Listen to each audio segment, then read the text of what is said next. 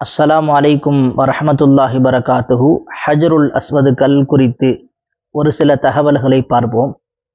ஹசரத் இப்ராஹிம் அலைஹிஸ்ஸலாம் அவர்களும் இஸ்மாயில் அலைஹிஸ்ஸலாம் அவர்களும் கஅபத்துல்லாவை கட்டுகிற போது அல்லாஹு ஜல்ல சுபஹானஹு தஆலா ஜிப்ரீல் அலைஹிஸ்ஸலாம் மூலமாக சோனத்திலிருந்து அந்த கல்லை இறக்கினான்.